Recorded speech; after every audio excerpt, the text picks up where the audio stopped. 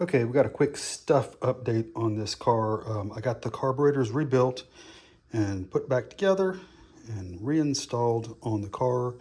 They are almost done. I'm having a little bit of a trouble with the front one, getting it to idle down. I need to pull it back off and take a look at the butterfly and make sure it's centered so the throttle is closing all the way. But I'll do that shortly. And typical MG fashion, one thing leads to another. So in cranking up the car and tuning the carburetors, I found a heater leak, heater valve. As you can see, it's not there. The heater valve's right here on the bench, and I took it apart, and obviously that's no good.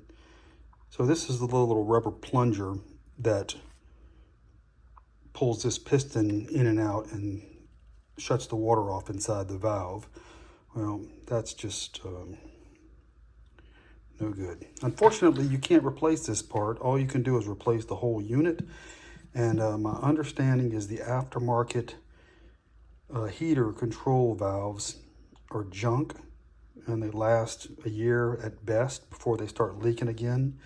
So I don't want to do that. This car is not a show car. This car is just a driver. It needs to be more reliable than original and period correct. Obviously, I want to stay as much as I can, but sometimes I can't. So, as a temporary solution to get this thing going, is I just made a block off plate and I removed the heater tube and plugged off the heater hose. And so we're going to go without a heater for now. I think what I'm going to wind up doing, I do not want to replace this with an aftermarket heater control valve because I don't want to take a chance of that failing. I don't want to have to pull a heater valve off and put a blanking plate on the side of the road somewhere. So I think what I'm going to do is put a manual valve here. I'll rig something up to put a manual valve so it runs through. Now I won't be able to use my dash. Well, I might be able to, depending on the valve that I get, but I'm thinking just a lever valve, basically. So if I need the heater on in the wintertime, I'll just pop the hood, turn it on, and it'll stay on through the winter. Summertime, turn it off. And but for now, it's blocked off.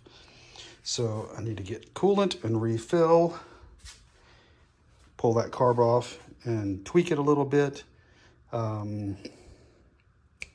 And I also replaced my brake light switch. The original one was on the car. It was problematic. I had to take it apart and clean it. And it worked okay, but I had another one, and so I just put the new one on there. So anyway, it's very interesting.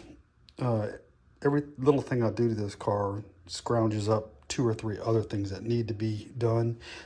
It's going to be interesting to see how I can take this car across the country when right now I'm having trouble taking it out of the driveway. So, moving on.